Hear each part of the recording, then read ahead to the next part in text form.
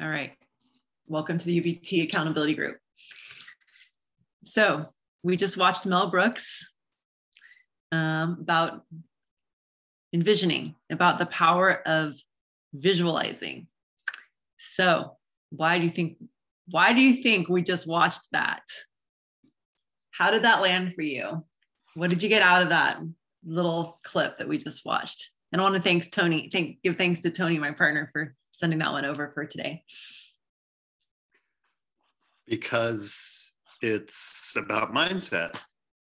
Clear and simple. Oh, Mel Robbins. Thank you. We're going to save comedy for later.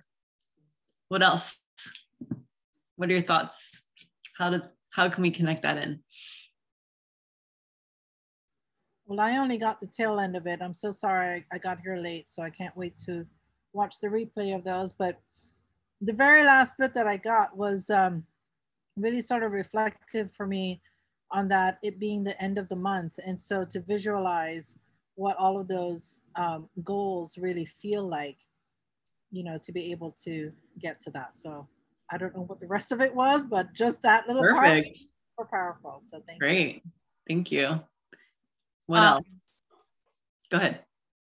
For me, my brain is really programmed to only focus on negative things about myself, just from past, being a child, some things that happened, how, not to get too deep into my life, but how my father used to talk to me, a lot of negativity. So automatically with this business, if one person denies me or one person gives me a negative comment back, that's like where my mind automatically goes and obsesses on, instead of all the other positive stuff. So I need to watch that again and then again and again, because I was like, oh my gosh, this is so me. So yeah. Awesome. Thank you. You're welcome. We all hit those roadblocks, especially in this business. We're going to come in contact with doubters, haters, people who don't understand the concept, people who are going to throw us off. We're going to be like, oh God, I don't know. They asked me this question. I don't know. What is the answer to that? Is this a pyramid scheme? Whatever, whatever the thing is. Or someone says no, and we're like, oh my God, am I a bad person? Is there something wrong with me that they said no? Right. And so it's interesting how easy it is to get caught up in and to stay focused on the negative. And like I can just say, even like in my relationship, it's like we say something that somebody says something that hurts the other person's feeling, and that's all we heard, even though they praised us all day long. It's like, I just heard the one thing that's like the criticism, and we carry that from our childhood as well. We like reinstate all the things that we've heard, and we just like repeat them in our heads. So continue, please. Anyone else want to share? Thank you for that. Thanks, Tanya. Just, most of us have heard this in some form or another, whether it's law of attraction or, whatever it is. I think it's great. The reason I love Mel Robbins is because she, even though I do believe in the woo-woo, I think a lot of people need the science, and that's always her focus. So I love and appreciate that. And when you get your person, a great reminder grounded in reality, that the reminder we all need, that visualization works. It also works. There's lots of research around in the fitness world that if you visualize first your muscles growing, it actually stimulates nerves in your muscles. Like they've studied that. So it's very real.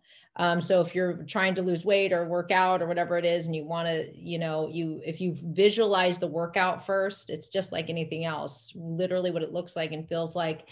It's already stimulating growth in your body. So anyway, love it. Love her. Thanks for sharing. It's just, we need a dose of it every day, I think. Totally. Thank you. That's a really good example of just physically in our bodies, how even our bodies change.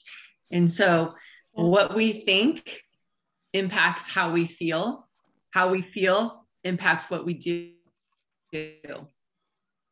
how we behave, what actions we take. what we do impacts what we have, right? Is there anybody else who wanted to share? Yeah. Can you hear me?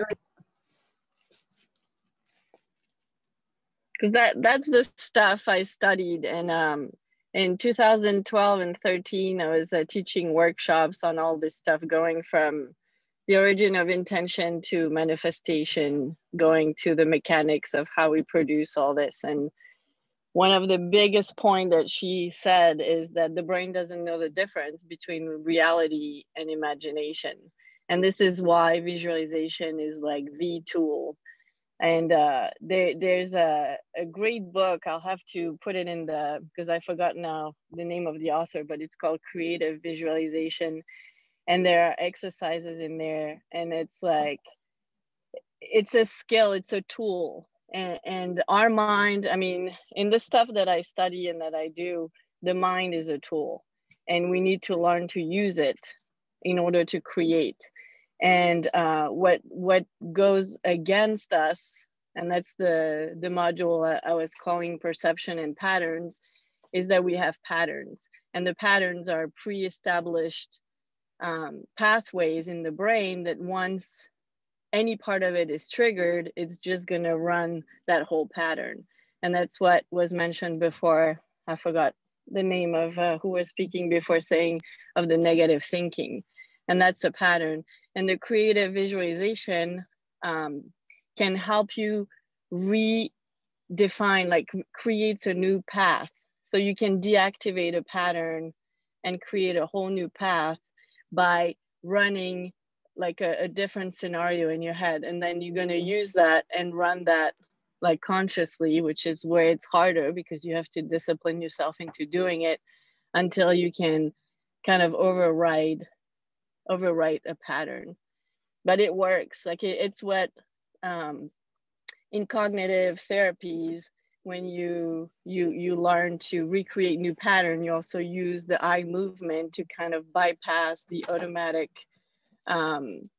pathways, and you intervene, like you break the pattern. And I do that with sound therapies also. When you use rattles in the energy field, it breaks patterns. So when you're using rattles, like you can use that as a technique, it's going to break patterns, and then you can consciously create whatever it is that you want to envision. And then when you use bowls, like the singing bowls, you reharmonizing the field. So that's something I use with people. We use rattles first.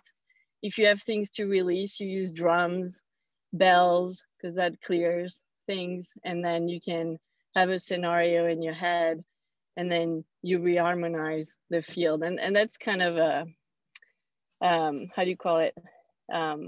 Biohack of sort. I love this stuff. That's what I do all the time. So I could talk hours about this. Thank you, Magali. So how does this apply to our business? How does this apply to what we do?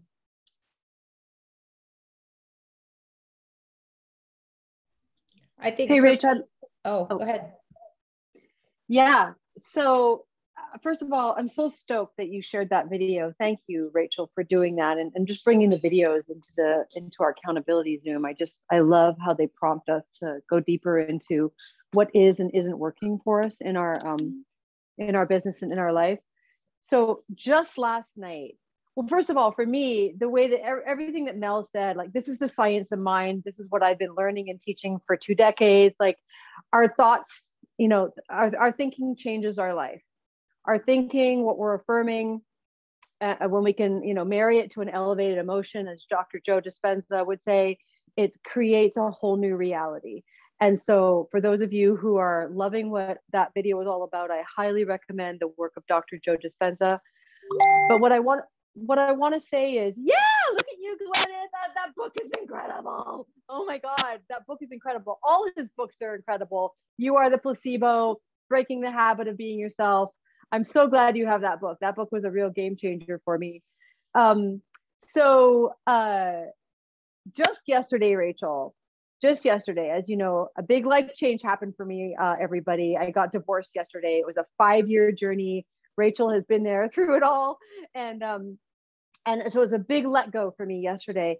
And then just yesterday, I'm also working on a mini wellness course for women who either think they have cancer, or they might have a tumor, or they have a diagnosis. And so I'm getting back into all my tools. And one of the tools that I use and have used for 2 decades now is affirmation.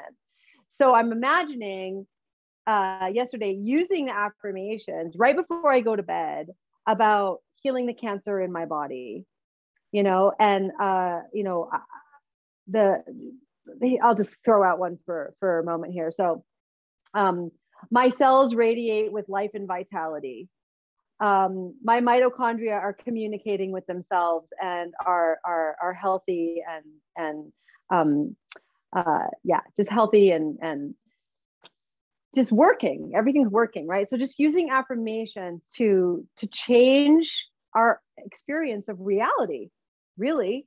That's what we're, whether it's prayer, whether it's affirmative prayer, whether it's affirmations, I am statements, anchoring whatever the desired reality is into the present moment. This is the power of the tools that we have. And so for me with Purium, it's like, this is why we do our statements at the beginning of every month. I, Stephanie Dawn, am now so grateful and thankful that I am Black Diamond, and I have 75,000 points, and I have a team of executives and fast start directors and consultants, and we affirm the desired reality every single month at the beginning of the month. And then hopefully we're reading it throughout the month as well. I invite you to stick it on your fridge or put it somewhere where you're going to see it, so you can keep deepening the desired outcome, the desired reality. So that's what I have to say. Woo, sister, I'm in. Thank you. So I'm going to just keep asking the question, how does this apply to our business? Thank you for what you shared, Stephanie. That was great. How does this apply to our business? I'd love to comment. Thanks. I'm a credentialed teacher, and one of the things we learned in credentialing is, when you're talking to a class of students, is that one negative comments, it can take 10 or more to overcome that. You can really brand yourself. And doing this business, you're bound to hit negative, whether it's pyramid scheme or whatever it is. Oh, well, I can't do that because it is. And, somehow program your mind so that doesn't matter, right? Just keeping that in your head somehow. That's it. Absolutely. They say here there's studies that showed that if you are given, so they gave teachers a list of students and said, here are your students. These are all highly excelling students. These are all like straight A students. And they gave another teacher a list and said, these students are all really bad students. It was totally random. That wasn't actually true. They just said that. And the teachers who had high expectations of their students, imagine them all doing really well, had straight A students in their class. And the teacher who had students who were bad ended up having bad students. So what we expect, we create. What we expect of others, we create of them. So this also applies to how the belief that we instill into our team and how we uplift our team and how we raise up our team. And the belief that we have in our team is going to also give them belief in themselves. I can't tell you how many times I wrote on the belief of Sarah to rank. She was just like, oh, you got this. And I was like, there's no way I'm hitting that rank this month. And she's like, oh, no, you are. You're definitely hitting this rank. And it was like, whether it was true or not, she just her saying that, I'm like, I guess it is. I guess I better get into action. Thinking that I was going to rank and believing I was going to rank actually put me into action because I believed her and she said I could do it. So I worked harder. It actually changed what I did. It literally changed how I felt. I felt I can do it. I'm motivated to do it. She's expecting me to do it. So therefore I better do it. There were like all these different little aspects that, are like changing. So there's that. What else is there? What else? Anybody else how else does this apply to the business? We do a lot of visioning, but yeah, just brainstorming here. What else comes to mind? I have some ideas, but I want to hear yours. I'll go again. Okay. Just marrying this with, so I'm reading a book right now, Rich Habits, I think it's called. Anyway, I don't know how many decades I'm going to be having to relearn this, but basically what I'm focused on right now, this like the last few days since I've been reading the book, is not just making a list every day and then like, you know, letting it be my list of my to-do list, but making the list and being really intentional about it. Meaning making, visualizing what you want for that day and being really connected to each one, and allowing yourself to do about 80% of it so that there's success, and mirroring that with this. So, because I've been wanting to do more just visualization first, like where you sit down and before you start working, right? Rita did a call on this the other day, where you sit down and you're really intentional about your workspace and the time, whether it's Purium or whatever, because I don't have, it's just basically developing a new habit. And that's what this Rich Habits book is about, is what are the habits of rich people? Well, it's like very disciplined habits every single day and following them. So this to me falls into that of, you know, when you sit down, visualize what you want, visualize where you're going, what are you going to do right now, you know, being organized, all of that. So I'm folding it into my daily habits that we all need in order to be rich. Apparently they've studied all the habits of rich people, and this is a big one. So ritual and, you know, sitting down and being intentional about what you're doing, it just folds into all of that as far as I'm concerned. Perfect. And by the way, have you all seen on the bottom of this, of your tracker sheet, how there's this little thing that says 30 minutes of personal development? You can check that off for today. All right. There's a reason we do mindset every single day, why personal development is actually on our list of things to do. Check this out. What is the difference between somebody who earns a 5-figure income and a 6-figure income? You have any guesses? Mindset. Believing that it's possible. Mindset, yes. Mindset, thank you. Yes, believing it's possible. And what is the difference between a 6-figure income and a 7-figure income? Believing the same mindset again. Jessica and Jill, yes, in tandem. Exactly, it's the same thing. That's what's going to get you to each new zero that you add onto your paycheck, each new rank, right? It's literally the mindset that keeps us fueled, that excitement, that drive, that joie de vivre, that you know, inspiration. And so what happens when we don't feel like we can do it? If we're not really confident, or we you know, doubt ourselves, do we get into action? Are we like, hey, yeah, I'm feeling shitty over here, I think I'm gonna get into action. Maybe you might like use action to push yourself out of the depression and just be like, I'm going to do this no matter what, to spite myself.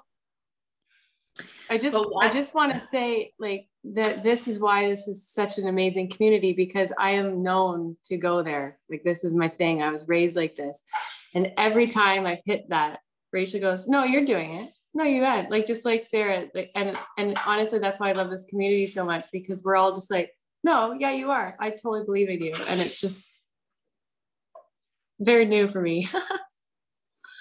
Very good. Yeah. And by the way, congratulations to Emily hitting diamonds early in the month. And she's running for green diamonds. She's running for double rank this month. So that's belief in action. A lot of people are just running to push these big ranks. Like, what the heck? 4 days, a lot can happen. It's all about the inspiration and like, what can I do, and move mountains, right? So you got the belief of Jilly, transmitting the beliefs from Sarah through the team. So why do we do the vision calls? Why do we do those vision calls? Why do we ask people to visualize and to, you know, I say wave a magic wand, but I want you all to use your own wording. You know, you don't have to wave a magic wand. It's just what I say. It's what Sarah says. It's not what Tracy says. But actually, maybe it did come from Tracy. I think it is what Tracy says. So anyway, that's been duplicated. But why do we do the vision calls? And what is a vision call? You can like also kind of add that in real quick. I love them because it actually forces people to think outside the box, right? So they would normally just say, oh yeah, I wanna make money. Well, how much? And what would that do for you? And what would you do with it? And what does that feel like? And I love it. I mean, I go into that space when I hear you asking those questions too. And I'm like, oh yeah, you know, and it just keeps building and building. So yeah. So we recently did a vision call with you, Tal. What was the difference before and after your vision call? Vision call being like, you know, asking those questions. Yeah, I thought I knew what I wanted until I realized, oh, actually, no, what I really want is this, you know, and that sort of put a fire under my butt and said, yeah, this is really where I want to be at. And I want to be at this point by this time next year, you know, so it really sort of gave me a good path to follow, a realistic idea or plan that I can grow on, you know. So it wasn't just like this idea out in the ether, you know. It was actually something that can be done. And then you broke it down and you said, well, this is what green diamond does and this is what blue diamond does, and you know, you can be blue diamond by this time next year, and then you'll have it, woohoo. And then we have to create new dreams, you know. And I was like, okay, yeah, this is cool. This could actually, yeah, all right, I see it. I totally see it. I still see it. And I saw you jump into massive action after that. You're like, I'm having healthy happy hour with my gym. I'm doing this, I'm doing that. And it's interesting because you've been around for a while and you kind of like, you know, you're always kind of doing period, but it was sort of like, you had a lot of other things going on. You're an interior designer and then you know, COVID happened and blah, blah, blah. But I saw something shift in you. Before you were like, it was like you had this gym, but you weren't really bringing it to the gym. You weren't having healthy happy hours at the gym. You weren't like really putting those things together, pairing with your gym, even though it was like, you know, they go together. And then you connected in with your why. We did a vision call recently, and all of a sudden it was like the light bulb went on, and all of a sudden you were like, this needs to happen. And so then suddenly that vision actually like activated you to push past your edge. And then suddenly once you push that past that edge, it became easy. You're like, oh, that was so easy. Like I did this thing and everyone liked it. And like, great. What was the difference between your vision, what you were visualizing for your life before and after your vision call? I think that what was happening before, like I was really successful in the beginning also when I first started Purium as well. And that was success out of desperation, right? I was in a really funk place with my business and I just I wanted to do something else. I was looking for an out, you know, getting rid of my design business and looking for a different route. So that was success out of desperation. And then I took a sabbatical and came back in a more, I don't know, I think my mindset was more engaged and accepting of my two worlds now coming together, you know, my fitness world and my health world coming together. And I think that the vision this time really sort of hit me when I realized that residual income is actually real. I didn't really see it before because I was using everything I was making. And then now all of a sudden I was like, wait a minute, I didn't use this money. Oh, there's a pot sitting in an account over here. Like I didn't even know that was happening. So I think that you tapping into that new awareness for me and pulling out what could happen and what I really wanted to happen in the future for retirement, for my mom, all this stuff, really sort of made me see this in a different kind of light. Whereas I feel now like I'm doing the work for others rather than for myself. Does that make sense? And I think I work. Yeah. I work a lot. Can we talk a little bit? Is it okay to talk a little about your mom? Like is that okay? We talk about that a little bit? The door's closed. Go for it. Okay. I just don't want to say it too loud if, I don't want it. So anyway, long story short is that was like a big motivating factor when you started thinking about, because before it was just like, oh, make extra money. But when you started thinking about what your needs were and like how you have like this need to take care of your mom in a big way and like what a big difference it would make if that happened in the next 5 months. Not like someday, it's like, well, when is that someday going to happen? A lot of times people project way out into the future, but what about in the next 5 months? How would that change your life? And you were like, oh my God, that would totally radically change my life if that happens in the next 5 months or this year. Like my whole life would change. I would have so much freedom. Yeah, and it's a concept that I didn't even entertain before, because like you said, I always had that big goal or big dreams or whatever way out. I didn't even know what year that was, and then you brought it in with the questions to really help me focus in on exactly what it is that would change my life and make the quality of our family life so much better. And then you actually painted the path for me and said, well, this could be you in 6 months. This could actually happen for you before the end of the year or this time next year. This could actually come true. So here's what you need to do. And I think getting those numbers in and really honing in on what that dream was and what that goal was, that's really what got me into massive action, because I was like, oh, well, dang, now you're saying that I could have it right now. Well, then, yeah, all right, let's do it, and it's been working. So, yay. Thank you for sharing that.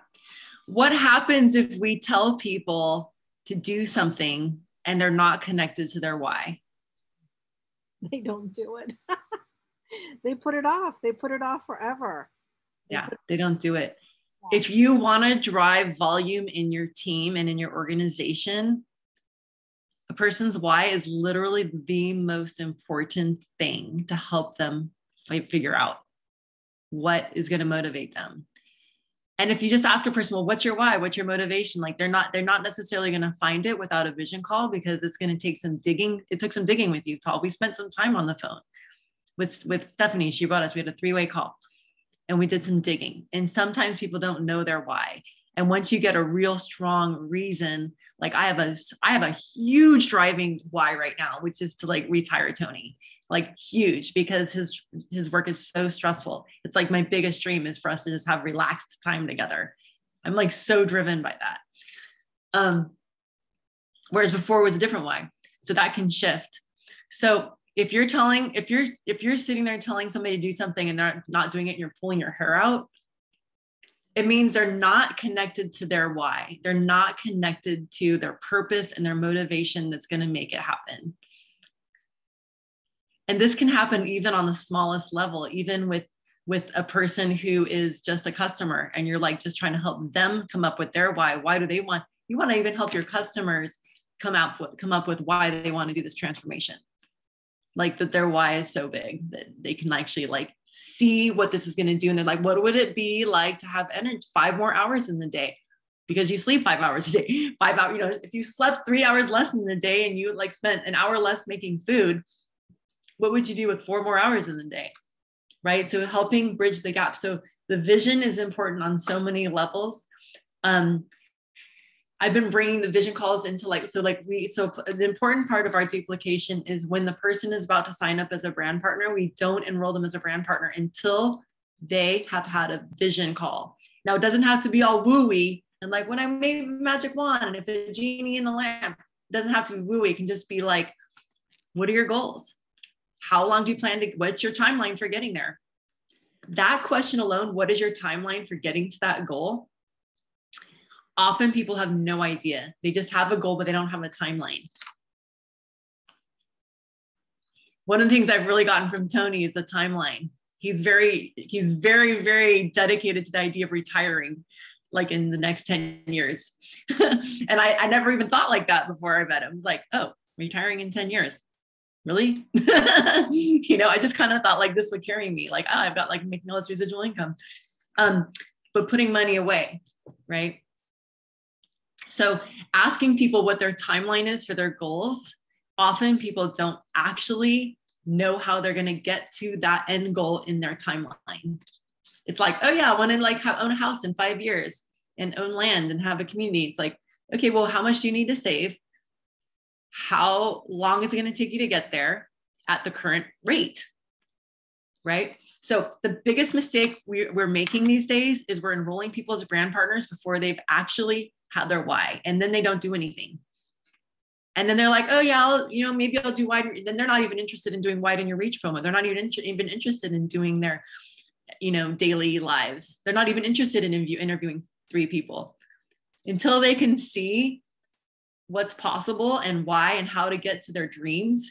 They're going to not be active. So again, visualizing, like she said, our brains don't know the difference between what has happened and what is fantasy, or what is a dream, or what we visualize, right?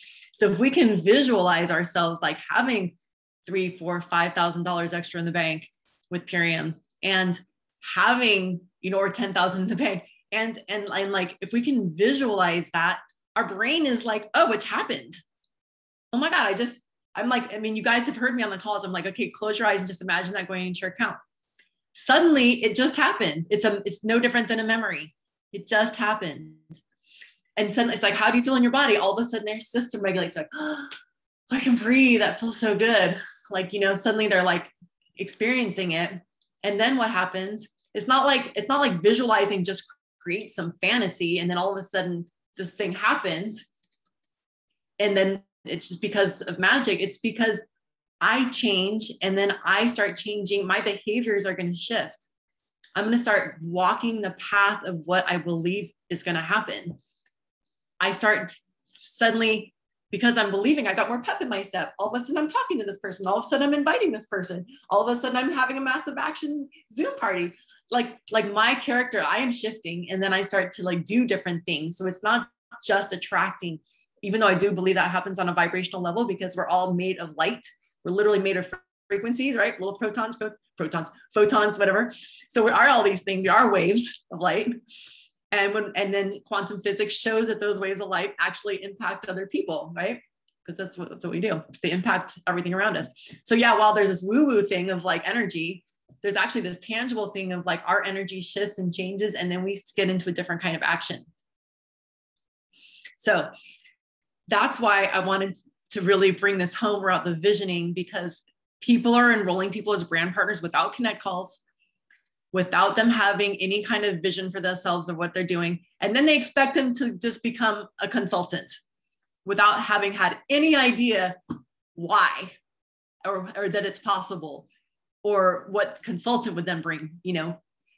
Once they see their bigger long-term thing, getting to consultant seems like no big deal. It's like, oh yeah, I'm totally willing to put 10 hours a week aside to get to consultant to the director. Like I'm totally willing to do that because my long-term vision is red diamond, or my long-term vision is blue diamond, or even diamond, right?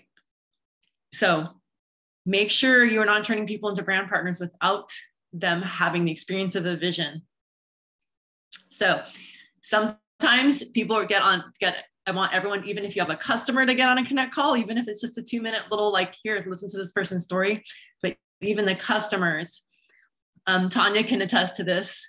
You bring a customer to a call, and then all of a sudden, suddenly we're having a conversation. We're planting seeds of the possibility of a brand partnership. Tanya, do you remember, did you have an experience recently? I'm trying to remember. I feel like it was like you had a customer who was, can you share that really quick? I think we had 2 this week. Okay. Because both of them had family member, had partners and adult children, that once you get on the connect call, you start gleaming all of this information that I didn't have before we brought you on the connect call. And, Rachel, in her brilliance, points out, oh, well, if you're going to sign up your daughter and your son and blah, blah, blah, there's this, opportunity to get it paid for, all of that. And you just, and it just, a light bulb goes off. What stands out for me is that I still have blocks where I assume I have a sense of who I think is going to be interested. And so I just need to get out of my own way and let those conversations happen and see what transpires. So in those two cases, it was because until you do that connect call, you don't know who else is in their sphere. Right. So, and then we want to ask on those calls, like who can do this with you? Like, who's going to be your accountability person on this? These are questions you can ask during the connect call. Who's going to be your accountability buddy? Who's going to help you do this? Who's going to do this with you? Who do you know who would do this with you? Are you married? Do you have kids? Will they do this with you? Do you have 3 friends who can be accountabilities with you? We start the conversation with, just like sharing a few gift cards with a few people. And then that can lead to more. And then that's sort of like testing the waters. If they're interested and they're like, oh, that sounds great. Oh yeah, I'd love to do that. Then you can start getting bigger and bigger with the vision, right? Then you can start expanding to what the next thing is. Oh, well, if you invite 3 friends to do this with you, that'll pay for your products. And then they're like, oh, that sounds great. You're testing the waters. You're feeling their energy. They're like, oh, stoked. And you're like, okay, guess what? And then pretty soon, before long, you're talking about red diamond. And then all of a sudden they're like visualizing for them. And then they're in action. They're like, because if you really think big, you're like, okay, would you be willing for that dream you just mentioned? Like, you're seeing it, you want that, that's important to you. Would you be willing to then put 10 hours a week aside to get to that vision to start with? People who would normally say no will say yes to 10 hours a week, to committing 10 hours a week. And then you tell them, this is what you're going to do with those 10 hours. This is an important part of the call, is here's what you're going to do with those 10 hours. Now that I've got you committed to 10 hours, it's really simple. 4 hours of training, 6 hours of prospecting. There's some prospecting Zooms. These are income producing activities, but just get on 4 training calls a week, at least for your first month. Because you know that once they've been on 4 training calls for the first month, they have gotten the information, they've gotten a download, and now they're also totally into the community and they don't want to miss those anymore. It's just like the 90 days. Like, if you can just do this for 30, if you can just do this for 90, then pretty soon they're on it for life. Same with in the community. If they get on the Zooms for a month, they're more likely to stay on the Zooms for life. All right.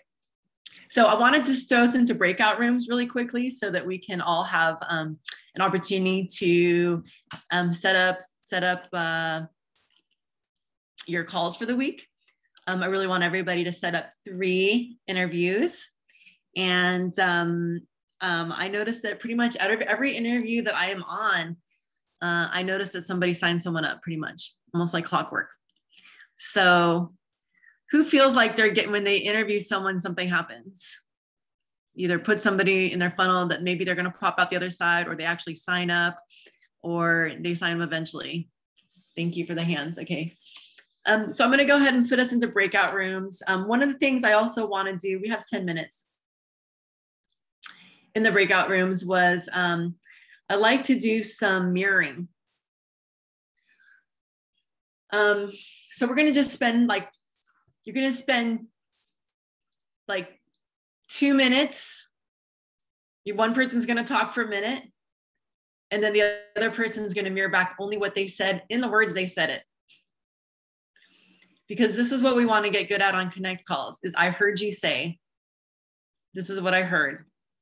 I heard you say you're sick. I heard you say you're craving, you're just wanting some nutrition. I heard you say, and we want to say it in their words. This is NLP, neuro linguistic programming. We actually say what the words are. I mean, it sounds you feel like a kind of a quack. You're like, I'm just saying the same thing they just said. It doesn't matter. You want to show them that you heard exactly what they said in their words. You can try adding on your own words and they may adjust it, but I want you to just we're going to do a little, the briefest mirroring exercise. And this is about learning how to be interested versus interesting. In this business, it's so important to be more interested than interesting. And so this is how you avoid word vomit, is by mirroring, asking questions and mirroring. So ask the person questions you're going to ask the person a question about why they're doing the business. And then you're going to reflect back to them exactly what you heard them say. Now, everyone have a timer. I want you guys to time yourselves so that you just do a minute each way. So you're not waiting for me to tell you, but someone choose in the group. As soon as you join, choose who's listening and who's not. I'm going to put you in groups of 3. Actually, I'm going to put you in groups of, 3, because I want you guys to have 3 interviews. I'm putting in groups of 4, so everyone has 3 interviews. Okay, we're just going to do groups of 4, and not everybody's going to mirror, but if you have time, we'll do 4 minutes. And so let's see, we have 8 minutes left. So 2 minutes each. All right. So one person goes for a minute, and then the other person mirrors back for a minute, and then the next person goes. So that way we have 4 minutes. Each person's going to have a chance to be heard, and each person's going to have a chance to be mirrored. So 1 minute of speaking, 1 minute of mirroring. If you get cut off, if you don't figure things into a minute, just please stop, because everyone wants to have a turn. So try not to be long-winded, but just be willing to stop when the timer stops. Okay, so choose who's going to time. So I'm going to do break around. So there's 22 of us. What's 22 divided by 4? Right, 22 divided by 4. 5.5. 5. So I'm going to do 5. I'm going to do 5 breakout rooms. Somebody will have a 5th person. So you guys just work it out. Here you go. No, some people might just be witnesses. Here you go. Let's see.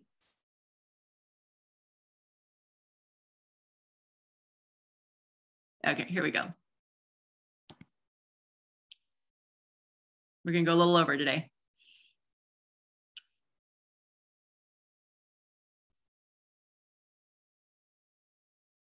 Make sure you all set up your interviews too while you're in there.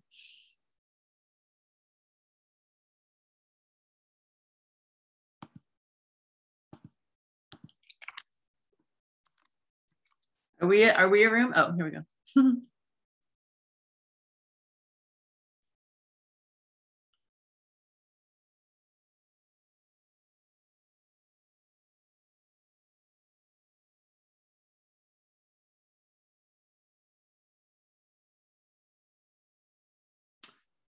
Indica, are you going to join? It looks like you're not joining.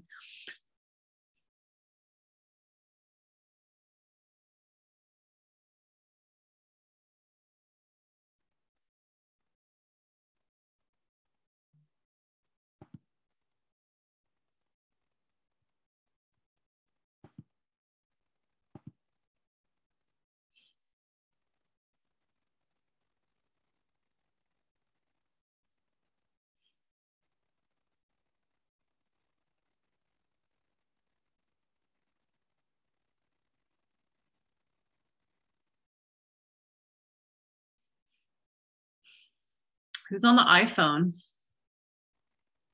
that Tony? Who's on the iPhone?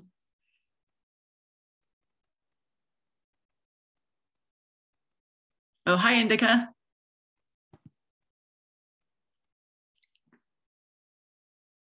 Focus and listen, because I'm such a talker.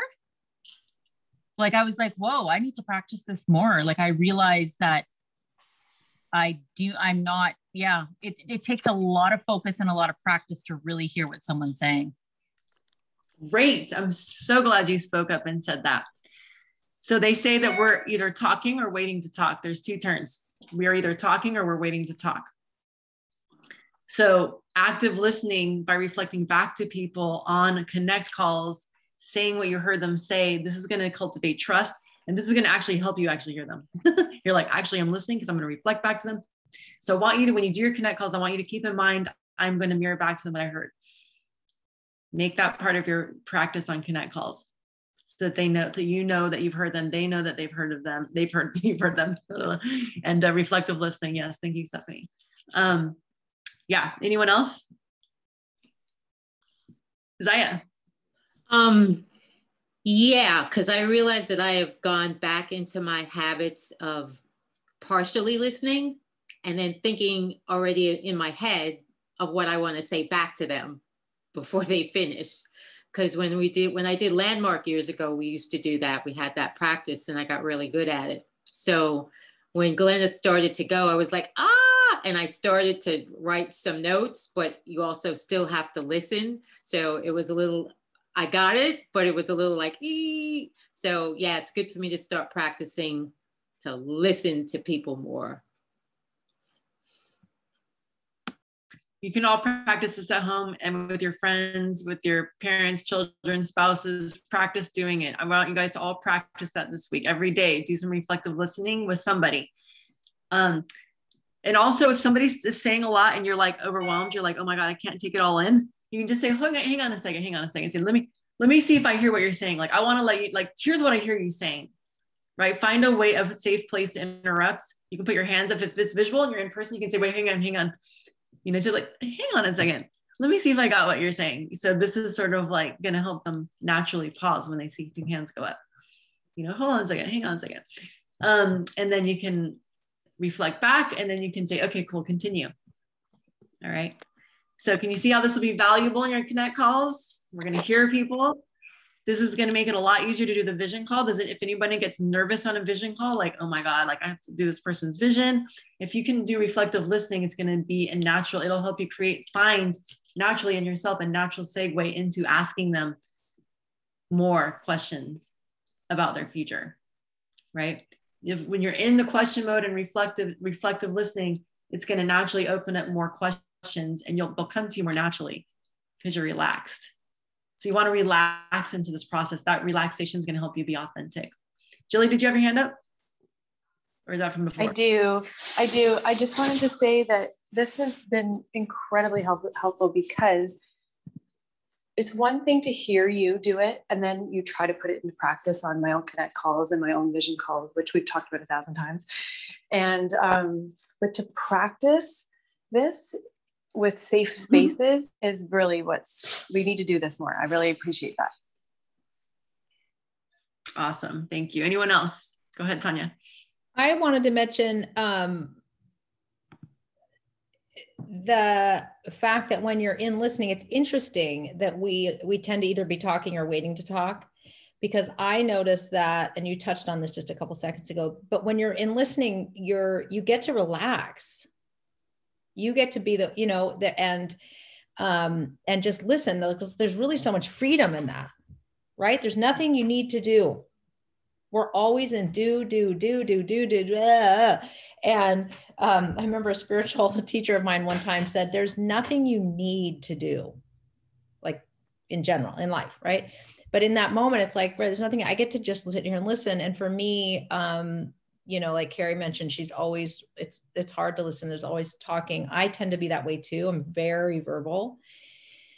For whatever reason, but there is, I think, some stress involved in that. And when you just get to quiet and just listen, I'm just having that realization that, it's a moment of relaxation. You get to just be there and be a sounding board. And how nice is that to just take a break from your own damn self? I so love that. Thank you so much, Tanya. So like sometimes we get nervous on calls or in person and we're like, I got to say something intelligent. I got to sound smart. I got to keep the ball rolling. And that trips us up and it makes it hard for us to authentically connect because we're worried about what's next. What am I going to say next? So I want you to let go of what I'm going to say next. Don't worry about what you're going to say next and just trust that like, if I stay in this process, I'll be relaxed enough that something will arise authentically in me to ask next or to say next. And that's where then this is going to allow you to have more pregnant pauses, which are going to allow your intuition, right? That inner knowing to come forward. And then that's how we're going to create authentic conversations. We'll know what to say and ask, and it'll just come naturally to you in every conversation. Yay, thank you all for playing. That was fun. I'm so glad you all participated. It's 1:12. Thank you. These have definitely, I'm noticing these are 1 hour and 15-minute calls. So just a lot for that. It seems like that's about the right time for this group. So lots of love to you. I hope, did everyone schedule their Zooms, their interviews this week? You're all scheduled? All right. I hope so. I'm assuming so. All right, good. Lots of love, y'all. Have a great day. Thank you. The recording will be available soon. Thanks, Rachel. You're welcome. My pleasure.